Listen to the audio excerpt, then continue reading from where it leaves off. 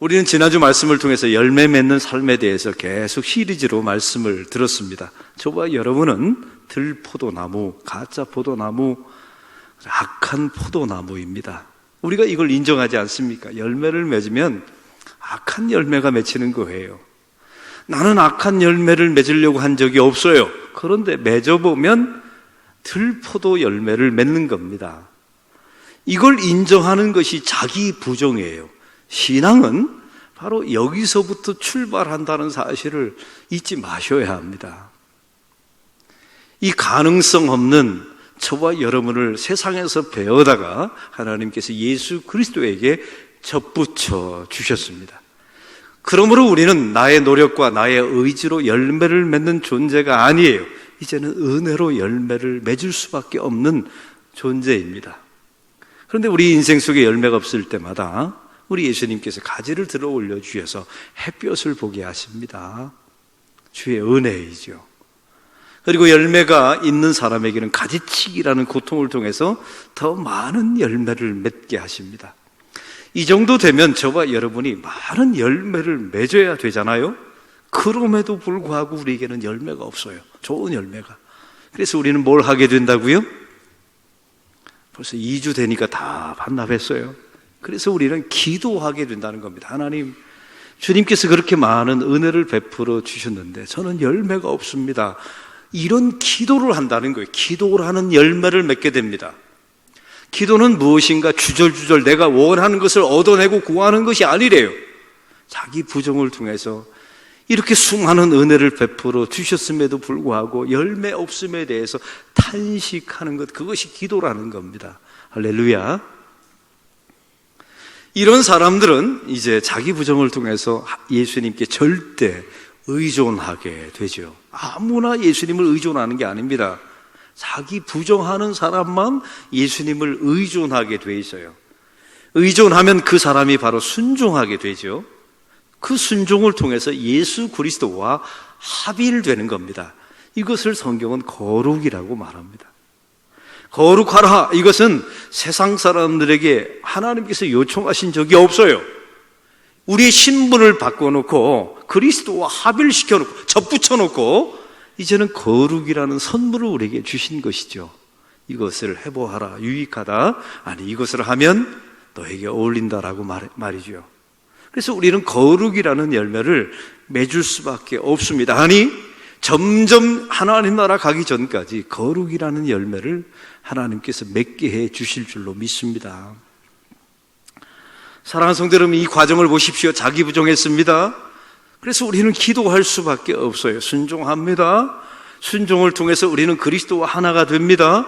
예수님의 성품, 신의 성품을 닮아갑니다. 우리는 거룩해지게 되죠. 이 모든 과정을 한마디로 오늘 성경은 말합니다. 예수 그리스도를 사랑하는 과정이 된다는 거예요. 예수 그리스도를 사랑하는 과정은 감정적으로 되는 게 아닙니다. 자기 부정을 통해서, 아니 우리가 자기 부정을 통해서 하나님 앞에 꿇어 엎드려 기도를 통해서, 그리고 주님께 순종하며 그와 합일되며 그분을 닮아가게 될 때 그것이 예수님을 사랑합니다라는 의미라는 것입니다. 오늘 이런 사랑에 대해서 오늘 성경은 9절에 이렇게 말씀을 시작합니다. 9절 다 같이 읽겠습니다. 아버지께서 나를 사랑하신 것 같이 나도 너희를 사랑하였으니 나의 사랑 안에 거하라. 아멘. 한번 따라 봅시다. 나의 사랑 안에 거하라. 나의 사랑 안에 거하라. 그리고 10절은 그렇게 말하죠. 나의 사랑 안에 너희가 거하리라 라고 미래형으로 말합니다. 나의 사랑 안에 거하라 라는 의미는 무엇입니까? 우리가 살아가면서 자기 자신이 처한 환경들이 다 있어요. 어려움이 있죠. 불편한 경우도 있죠. 그리고 내가 감당할 수 없는, 버티기 힘든 상황도 있습니다. 그 어려움의 문제들이 나에게 모든 것들이 다가오게 될 때 나의 사랑 안에 거하라, 이 말은 이런 의미라는 겁니다. 그럼에도 불구하고 하나님은 살아계십니다. 그 예수님이 나를 사랑하십니다. 그 예수님이 나를 잘 알고 계시고 이 고난조차도 예수님께서 허락하신 것입니다. 고난을 예수님께서 주지는 않아요. 그러나 그 고난을 나에게 허락하셨어요. 하나님의 주권을 나는 인정합니다. 하나님이 하시는 일은 언제나 옳으십니다. 그리고 이 모든 것이 합력하여 선을 이룰 줄을 나는 믿습니다. 여러분, 이 모든 뜻의 의미는 뭐냐면 내가 감당하기 어려운 시험과 환난과 어려움이 다가와요. 나의 사랑 안에 거하라 라는 의미는 이 모든 것을 하나님의 사랑으로 해석할 줄 알아야 된다는 겁니다. 나에게 일어난 모든 고난과 환난, 실추, 어려움이 있지요.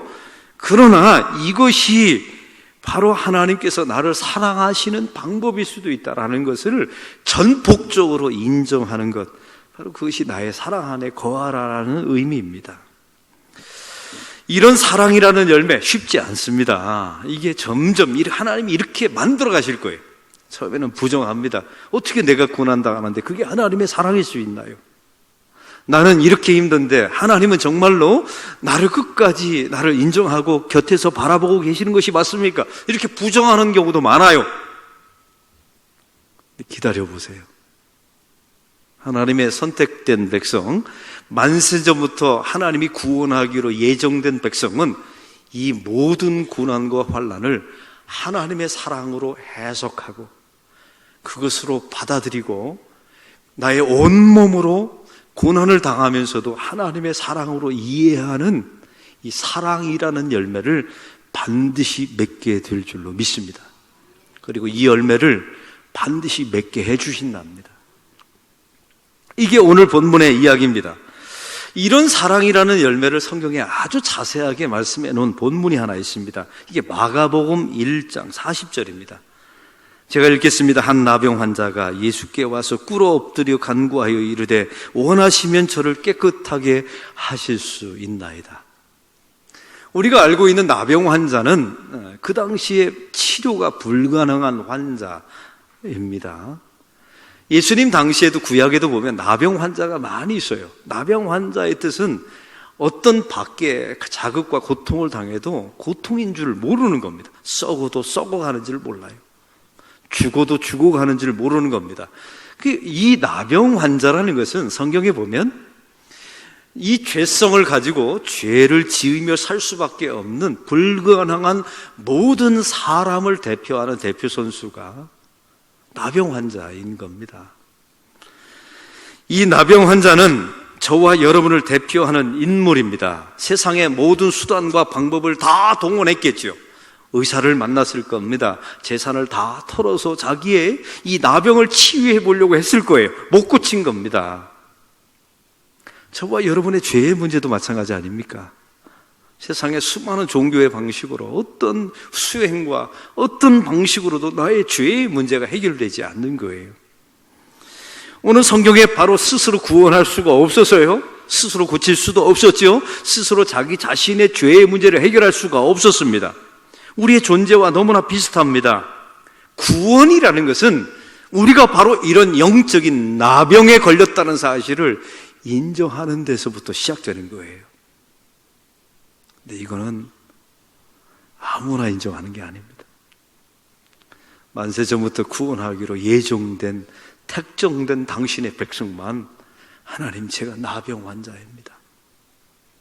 이걸 깨닫게 되는 겁니다. 이 나병 환자가 할 수 있는 것은 더 이상 세상의 모든 것을 다 해봤어요. 근데 이제는 할 수 있는 게 없는 겁니다. 그래서 예수님 앞에 나와서 두 가지를 압니다. 꿇어 엎드려 먼저 무릎을 꿇습니다. 그리고 엎드리게 되죠.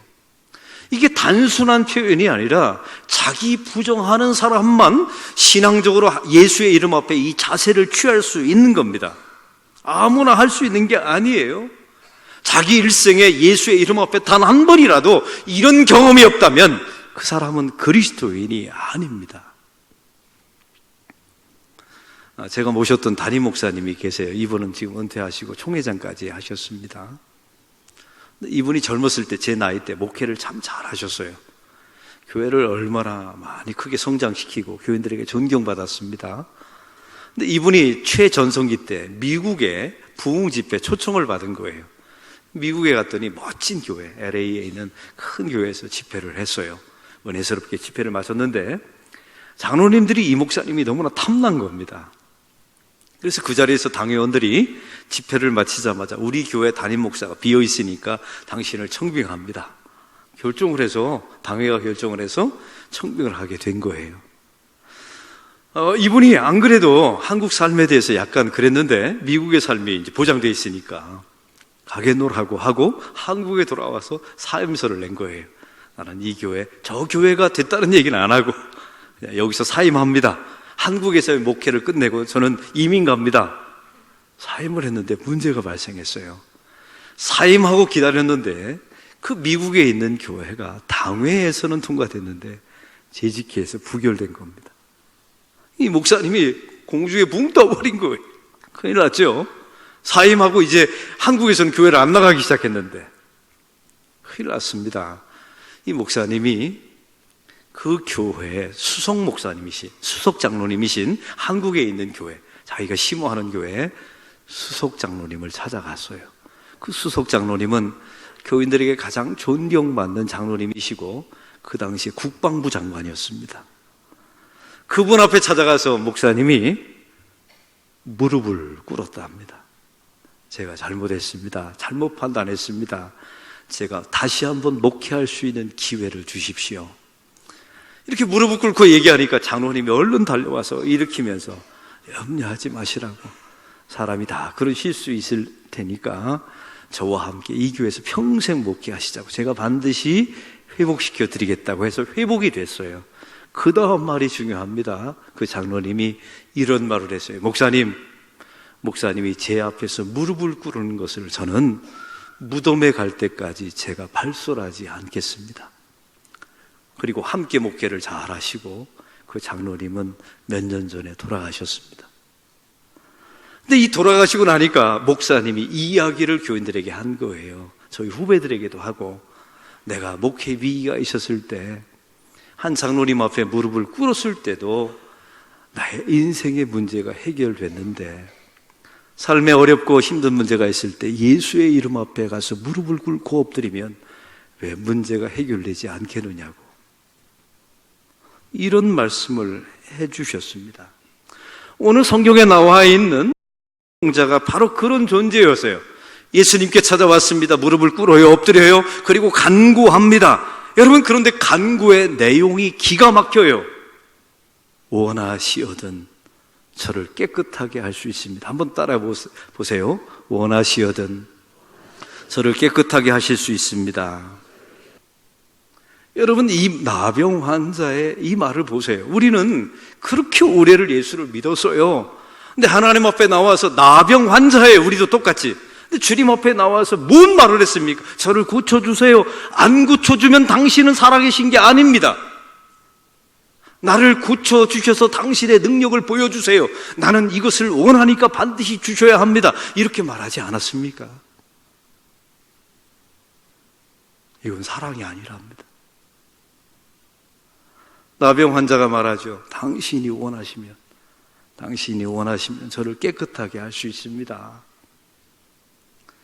이게 사랑이랍니다. 그리고 하나님의 백성들은 하나님께서 반드시 이렇게 만들어 주시겠다는 거예요. 오늘 성경에 예수님께서 또한 그 나병 환자에게 말합니다. 민망히 여기사 그를 고쳐주세요. 이 민망히 여기다라는 말은 스프랑크 니조마이라고 하는 헬라어입니다. 이게 창자가 끊어지듯이 아프다라는 단어예요. 여러분, 이 말도 좀 이상하지 않습니까? 원하시면 저를 깨끗하게 하실 수 있습니다 하고 말하면 그냥 고쳐주면 되잖아요. 근데 예수님은 스프랑크 니조마이, 그냥 단순히 그의 처형을 보시고 야, 참 불쌍하다, 이런 정도가 아니었던 겁니다. 아파하셨다는 거예요. 창자가 끊어질 정도로 말이죠. 여기 지독한 죄가 있어요. 스스로 해결할 수가 없습니다. 맺는 것마다 들포도 나무예요. 그래서 예수님 앞에 나와서 엎드려서 자기 부인하죠. 무릎을 꿇고 그에게 엎드립니다. 그리고 이 죄인들은 주님 앞에 나와서 말합니다. 저의 나병을 고쳐주세요. 이렇게 말할 수도 없어요. 사랑하면 그 말이 안 나오는 겁니다. 당신이 원하시면 저를 좀 고쳐주세요. 이 모습을 보시고 예수님께서 스프랑크 니조마에, 가슴이 찢어지도록 아팠답니다. 이게 절묘한 사랑의 관계인 거예요. 이 자는 그냥 변자가 아니라 하나님께서 만세전부터 구원하기로 선택하기로 예정된 백성이었던 거예요. 그래서 그의 마음을 예수님을 사랑하도록 만들어 놓으신 겁니다. 그리고 예수님께서 그에게 반응을 보이시죠. 스프랑크 니조마이, 그 모습을 보고 가슴이 아프셨다. 저는 목회를 하면서 두 종류의 교인을 만나게 됩니다. 교인들이 한 가지 착각하는 게 있어요. 목사는 항상 대기에 있는 줄 알아요. 내가 필요할 때면 반드시 내 이름을 불러줄게, 무슨 가요 있잖아요. 그럼 언제든지 달려갈게. 우리 그러고 싶죠. 근데 목사도 사람인지라 우리 부목사님들, 저도 마찬가지예요. 어떤 때는 아파서 닌게로 맞고 버틸 때도 있고, 어떤 때는 소진해서 한 번만 기도원에 가서 아무도 안 만나고 하나님과 독대하고 싶을 때도 왜 없겠습니까? 근데 참 이상한, 하필 그때 장례가 터지거나 또 환자가 생겨요. 그래서 못 가보는 경우가 있어요. 안 가보고 싶은 게 아닙니다. 가보고 싶었는데 못 가보는 거예요. 왜냐면 내 상태가 안 좋으니까. 제가 가면 또 감기 걸려서 전염시킬 수 있으니까. 그리고 우리도 닌게로 맞고 지금 병원에 누워 있으니까. 근데 교인들이 이 상황을 몰라요. 왜? 우리는 그걸 말할 수가 없잖아요. 근데 나중에 돌아오는 것은 이런 겁니다. 목사님, 어떻게 교인들을 그렇게 외면할 수 있습니까? 이런 말이 돌아와요. 그러면 섭섭하기도 하고 마음이 좀 안 좋아요. 우리가 그러고 싶어서 그런 게 아니었거든요. 근데 또 한 교인이 있어요. 이게 몇 년 전에 제가 만난 교인인데, 이분은 정말로 중대한 수술을 했어요. 제가 봐도 중병이에요. 근데 교회에게 알리지를 않았어요. 목사들이 몰랐던 겁니다. 나중에 수술을 다 마치고 건장해져서 교회를 왔어요. 우리가 나중에 알게 됐죠. 제가 물어봤어요. 권사님, 어떻게 그 중대한 수술을 받고 교회와 목사들에게 알리지 않았습니까? 기가 막힌 대답을 하더라고요.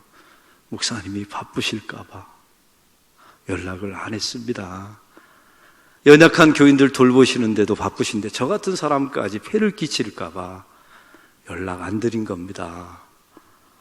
이 말을 듣자마자 두 가지 감정이 있었어요. 첫째는 정말 미안했고요, 두 번째는 스프랑크 니조마이였습니다. 가슴이 아파오던데요.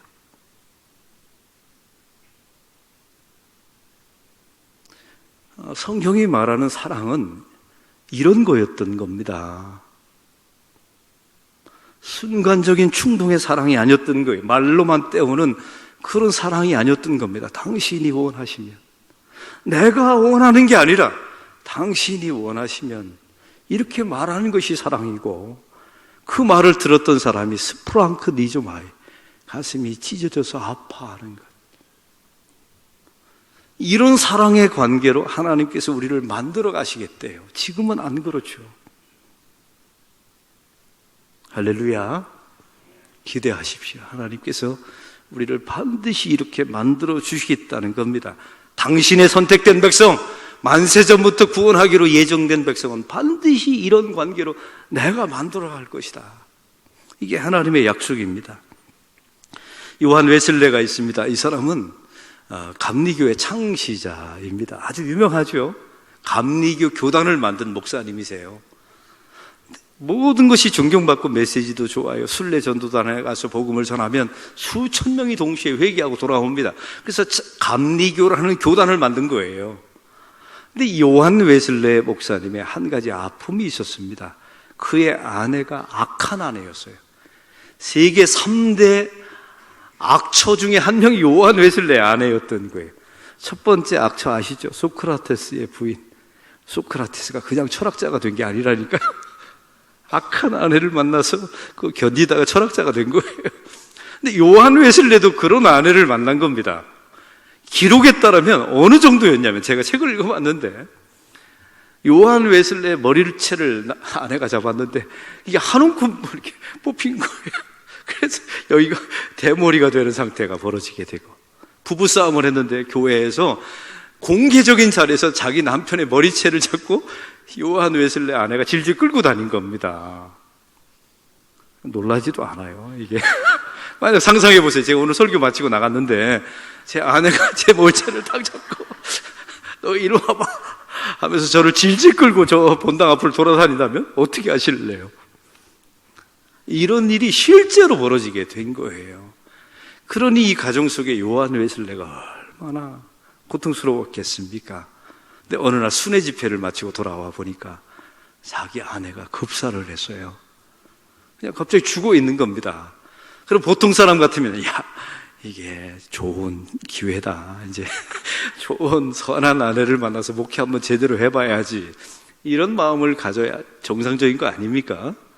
근데 요한 웨슬레 목사님이 그 아내의 죽음 앞에서 이런 말을 했다는 겁니다. 저는 본래 교만한데 이렇게 모진 아내를 만나서 겸손하는 법을 배웠습니다. 내 아내 머리채를 질질 끌려다니면서 자기 부정하는 법, 내가 아무것도 아니라는 사실을 내가 하나님 앞에 무릎 꿇고 고백할 수밖에 없었습니다. 그 다음 말이 더 중요합니다.